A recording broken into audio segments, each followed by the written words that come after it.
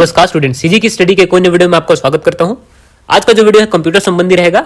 ये बहुत ही महत्वपूर्ण प्रश्न श्रृंखला है जो पेपर में आएंगे ही। इस प्रकार के प्रश्न आप अगर लगा लेते हैं तो समझ लीजिए कि कंप्यूटर संबंधी एक भी प्रश्न आपसे छूटेंगे नहीं एग्जाम में। ये जो प्रश्न श्रृंखला है वो मान के चलिए आपका एक टेस्ट सीरीज है जो कि आगामी एग्जाम में आपकी बहुत मदद करने वाला है। तो इस प्रश्न को आप कंटिन्यू देखिए और समझते हुए चलिए, क्योंकि इससे संबंधित अगर कोई भी प्रश्न आपके एग्जाम में आएगा तो आसानी से और चुटकी में बन जाएगा। तो बढ़ते हैं हमारे प्रश्न की ओर। माइक्रो प्रोसेसर कंप्यूटर की किस पीढ़ी से संबंधित है? ऑप्शन पढ़ते प्रथम पीढ़ी, ऑप्शन बी द्वितीय पीढ़ी, ऑप्शन सी तृतीय पीढ़ी, ऑप्शन डी चतुर्थ पीढ़ी। देखिए वर्तमान में जो चतुर्थ और पांचवी पीढ़ी के कंप्यूटर आ रहे हैं वो साइज में छोटे हैं, इसलिए उसमें माइक्रो यानी छोटे प्रोसेसर लग के आ रहे हैं। तो बिल्कुल याद रखिए कि जो माइक्रो प्रोसेसर है वो कंप्यूटर की चतुर्थ पीढ़ी से संबंधित है। ऑप्शन नंबर डी यहां पर करेक्ट आएगा। अगला जो प्रश्न उसको देखते हैं, वह मेमोरी यूनिट जो सीपीयू से सीधा संपर्क रखता है खाली स्थान कहलाता है। देखिए सीपीयू यानी सेंट्रल प्रोसेसिंग यूनिट, उससे जो डायरेक्ट संपर्क रखता है वो सीपीयू के अंदर जितनी मेमोरी लगी होती है, प्राइमरी मेमोरी, वो सब उससे डायरेक्ट संपर्क रखता है। तो याद रखिए कि प्राइमरी मेमोरी जिसको मेन मेमोरी भी बोलते हैं, तो ऑप्शन नंबर ए यहां पर करेक्ट आएगा, मेन मेमोरी। तो ये जो है सीपीयू से डायरेक्ट संपर्क रखता है। अगला जो प्रश्न उसको देखते हैं, एक हार्ड कॉपी बनाता है। देखिए हार्ड कॉपी कहने का मतलब है जिसको हम छू सकते हैं, महसूस कर सकते हैं, टच करके देख सकते हैं, उसे हार्ड कॉपी बोलते हैं। तो ये प्रिंटर से संबंधित प्रश्न है। तो कोई भी प्रिंटर आपको आउटपुट के रूप में एक हार्ड कॉपी ही देता है। तो ऑप्शन पढ़ते हैं line printer, option B dot matrix printer, option C plotter, D उपरोक्त सभी। तो सारे प्रिंटर आपको हार्ड कॉपी ही देते हैं, तो ऑप्शन डी यहां पर करेक्ट होगा। देखिए प्रिंटर संबंधी प्रश्न एग्जाम में अवश्य ही आते हैं। अगला जो प्रश्न उसको देखते हैं, इंपैक्ट प्रिंटर है।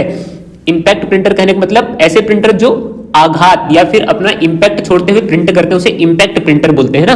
तो ऑप्शन ए पढ़ते हैं dot matrix printer, option B drum printer, option C A और बी दोनों, ऑप्शन डी इंकजेंट प्रिंटर। तो याद रखिए जो डॉट मैट्रिक है और ड्रम प्रिंटर ये दोनों इंपैक्ट प्रिंटर होते हैं जो आघात के द्वारा चिन्ह अंकित करते हुए जाते हैं। तो ऑप्शन सी यहां पर करेक्ट होगा।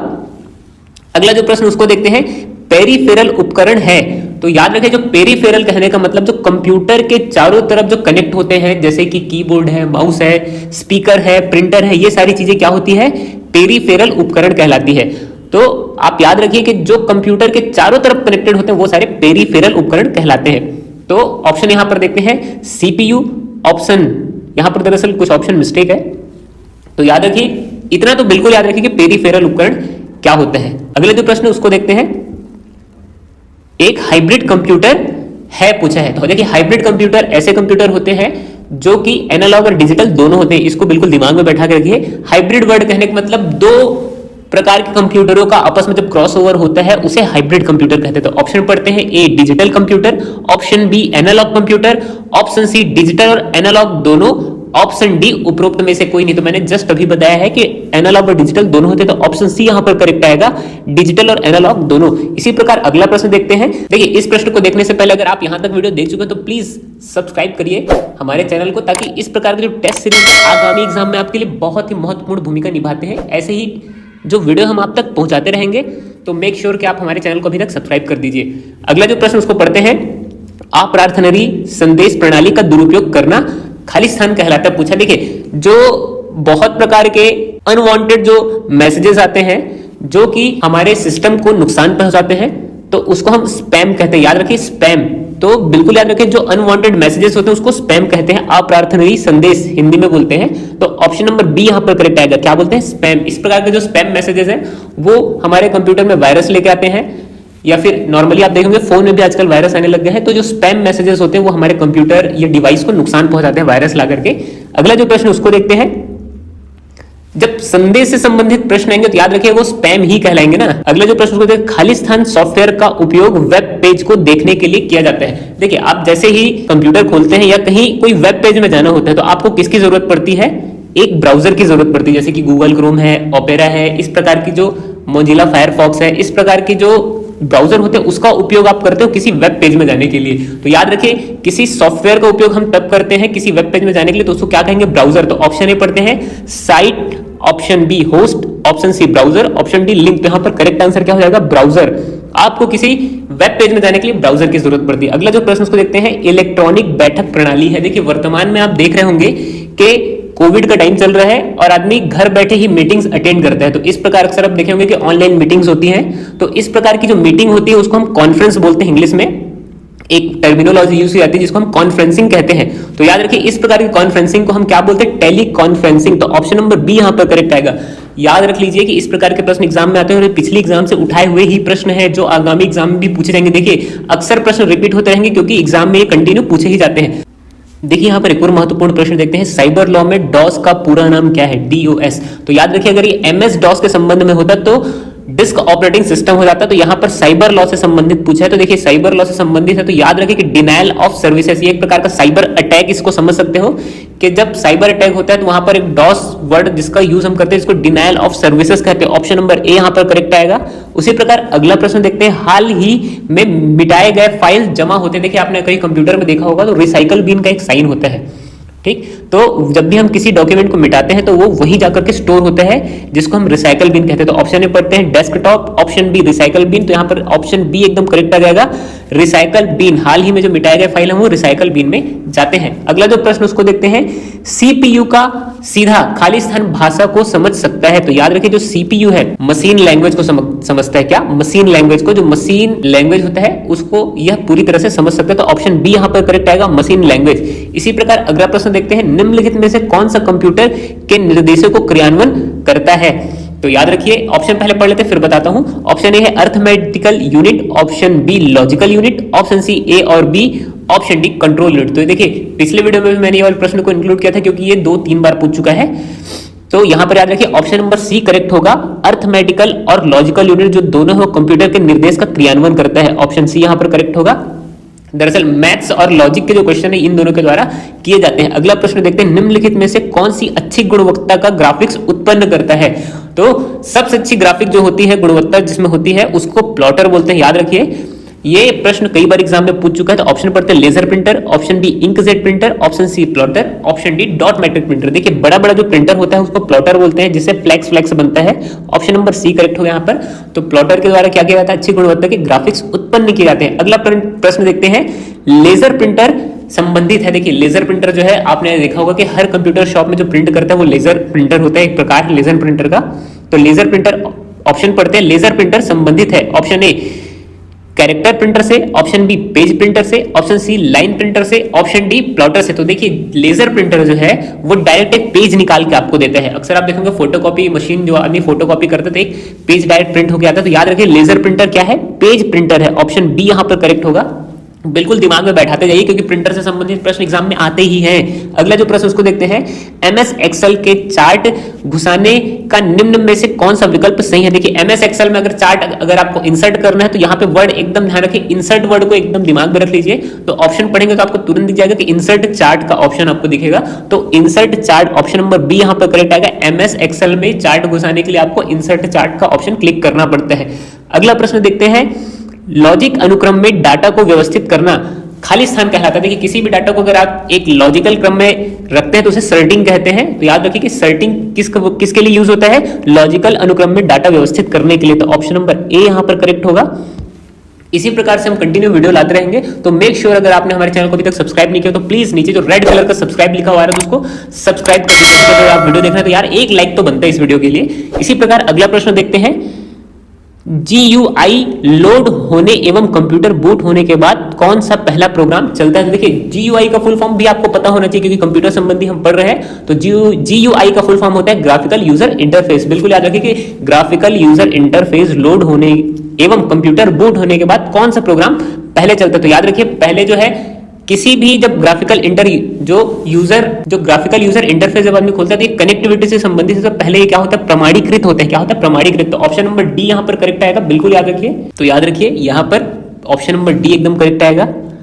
इसी प्रकार अगला प्रश्न देखते हैं, MS पावर पॉइंट में अधिकतम जूम कितना प्रतिशत होता है। तो देखिए MS पावर पॉइंट अगर आपने नहीं चलाया है तो मैं आपको बता देता हूं कि अधिकतम जो जूम है वो 400% होता है। याद रखिए जब जूम वाला विंडो खोलेंगे तो उसमें सबसे अधिकतम जो लिखा होता है 400% सर्वाधिक जो जूम होता है वो लिखा होता है। इसी प्रकार हमारा अगला प्रश्न देखते हैं, बाहरी आक्रमण से नेटवर्क को बचाने का तरीका क्या कहलाता है कि फायरवॉल। ऑप्शन नंबर ए यहां पर करेक्ट आएगा। ये जो प्रश्न कई बार आ चुका है। तो फायरवॉल एक प्रकार का ऐसा सिस्टम होता है जो कि नेटवर्क से हमारे जो कंप्यूटर सिस्टम को है वायरस से बचाने का एक तरीका होता है। एक प्रकार का ये छन्ने की तरह कार्य करता है जिसमें से वायरस या अनवांटेड चीज हमारे सिस्टम तक नहीं पहुंच पाती इंटरनेट से, जो कि फिल्टर होकर के अलग होती जाती है। इस प्रकार अगला प्रश्न देखते हैं, खाली स्थान एक इलेक्ट्रॉनिक डिवाइस है जो कि जानकारी के साथ कार्य करने के लिए बनाई गई है। तो कॉमन सी बात है, कंप्यूटर जो है जो कि एक इलेक्ट्रॉनिक डिवाइस है जो कि जानकारी के साथ हमारे कार्य करने के लिए बना हुआ है। ऑप्शन नंबर ए यहां पर करेक्ट आएगा। इसी प्रकार अगला प्रश्न देखते हैं, इनपुट डिवाइस से एक कंप्यूटर में दर्ज जानकारी है। देखिए याद रखिए बिल्कुल कि जब आदमी किसी कंप्यूटर में इनपुट डालता है तो वो एक डेटा के रूप में स्टोर होता है। आप अपने मोबाइल में भी अगर किसी चीज को डालते हैं, जैसे कि कोई फोटोज है, वीडियोस है, उसको जब आप रखते हैं तो डेटा के रूप में उसमें संचित होता है। तो याद रखिए कि किसी भी कंप्यूटर में आप जो दर्ज जानकारी रखते हैं तो उसको डेटा बोलते हैं। क्या बोलते हैं? डेटा। ऑप्शन नंबर डी यहां पर करेक्ट आएगा। इसी प्रकार अगला प्रश्न देखते हैं, एक ऐसे बड़े कंप्यूटर को संदर्भित करता है जो पूरी कंपनी द्वारा उपयोग किया जाता है। देखिए अगर पूरी कंपनी किसी कंप्यूटर ऊपर डिपेंडेंट है तो याद रखिए वो बहुत बड़ा कंप्यूटर होता है जिसे मेन फ्रेम कंप्यूटर बोलते हैं। अक्सर आपने मूवीज या हॉलीवुड की मूवीज में देखा होगा कि एक विशेष जो कमरा होता है जो कि कंप्यूटर से पूरा बना हुआ होता है, जैसे बड़े बड़े सीपीयू की तरह रखे हुए होते हैं, उसे मेन फ्रेम कंप्यूटर बोलते हैं। जब बड़ी कंपनी जो है जैसे कि बैंक है या इसके अलावा बहुत बड़ा जो शोरूम है वो इसी से ही चलता है। ऑप्शन नंबर ए यहां पर करेक्ट आएगा, मेन फ्रेम कंप्यूटर। अगला प्रश्न देखते हैं, कौन सी पीढ़ी के कंप्यूटर में वैक्यूम ट्यूब का उपयोग किया जाता है। तो अगर आपने पढ़ा होगा कंप्यूटर की जो जनरेशन है तो उसमें याद रखिए कि पहली जो जनरेशन है उसमें वैक्यूम ट्यूब का उपयोग किया जाता था। उसके अलावा जो दूसरी जनरेशन है ट्रांजिस्टर, और तीसरी जो जनरेशन उसमें आईसी। तो इसी प्रकार से कंटिन्यू जो जनरेशन वाइज जनरेशन कंटिन्यू अलग अलग चीजों का प्रयोग किया गया। तो यहां पर ऑप्शन नंबर ए यहां पर करेक्ट हो जाएगा कि वैक्यूम ट्यूब का प्रयोग पहली पीढ़ी के कंप्यूटर में किया गया। अगला जो प्रश्न है देखिए इससे भी प्रश्न बहुत ही महत्वपूर्ण इंपॉर्टेंट होता है, तो रट डालिए इसको, बिल्कुल रट डालिए। जो प्रश्न मैं बता रहा हूं एग्जाम में आएंगे ही। अगला जो प्रश्न है उसको देखते हैं, कौन सी पीढ़ी का कंप्यूटर का आकार सबसे बड़ा और प्रसंस्करण जो है धीमा और उनकी भंडारण क्षमता सबसे कम है। तो याद रखिए कॉमन सी बात है, जो पहली पीढ़ी कंप्यूटर आएगा वो हर चीज में स्लो रहेगा। तो याद रखिए कि पहली पीढ़ी के जो कंप्यूटर है ऑप्शन नंबर बी यहां पर करेक्ट होगा, जो कि आकार में बड़े, प्रसंस्करण धीमा और उनकी भंडारण क्षमता बहुत कम थी। अगला प्रश्न देखते हैं, डेटा और निर्देश सहेजने की प्रक्रिया किस रूप में जानी जाती है। तो याद रखिए मैंने पहले ही बताया कि वो डेटा के रूप में जानी जाती है जिसको भंडारण, हिंदी में भंडारण कहते हैं। तो ऑप्शन नंबर ए यहां पर करेक्ट आएगा। क्या बोलेंगे उसको? भंडारण। अगला प्रश्न देखते हैं, निम्नलिखित में से कौन सा कंप्यूटर बुनियादी विशेषताएं कौन सी है। तो देखिए कंप्यूटर की बुनियादी विशेषता पूछा तो याद रखिए कंप्यूटर की जो बुनियादी विशेषता ऑप्शन हिसाब से डिसाइड करेंगे, आप अपने हिसाब से नहीं लगाएंगे। तो ऑप्शन देखते हैं, ऑप्शन ए गति, option B input, option C output, option D CPU. तो कंप्यूटर की बुनियादी विशेषता पूछा तो याद रखिए कंप्यूटर की जो बुनियादी विशेषता है वो गति है, स्पीड, जो बहुत सर्वाधिक गति से काम करता है। तो ऑप्शन नंबर ए यहां पर करेक्ट आएगा।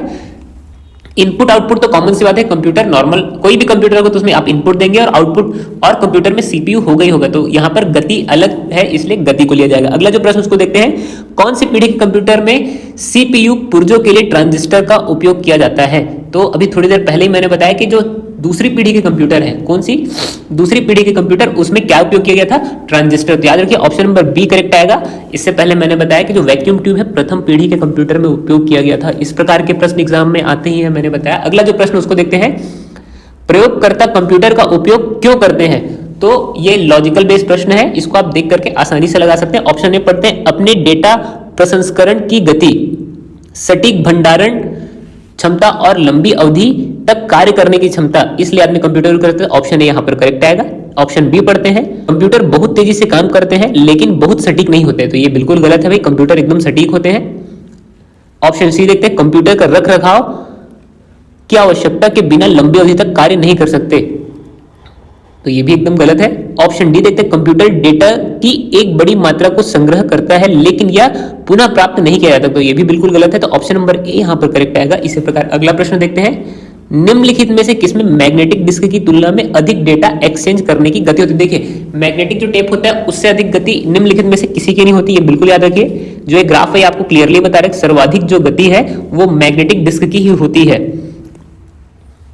अगला प्रश्न देखते हैं, सर्च इंजन क्या है। तो देखिए सर्च इंजन मैंने थोड़ी देर पहले ही जब हम क्रोम ओम के बारे में देख रहे थे तो सर्च इंजन वेब पेज खोलने से संबंधित होता है। तो इसको ऑप्शन पढ़ के आप समझने की कोशिश कीजिए। ऑप्शन ए हार्डवेयर कंपोनेंट है, नहीं बिल्कुल गलत है, ये सॉफ्टवेयर कंपोनेंट है। ऑप्शन बी एक प्रोग्राम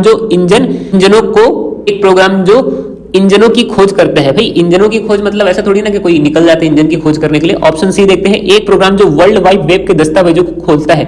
बिल्कुल सही है, ऑप्शन नंबर सी यहां पर करेक्ट आएगा। ऑप्शन डी एक मशीनी इंजन जो डेटा को खोजता है, नहीं ऑप्शन नंबर डी भी गलत है। तो सर्च इंजन क्या है? एक प्रोग्राम जो वर्ल्ड वाइड वेब के दस्तावेजों को खोजता है, बिल्कुल सही होगा।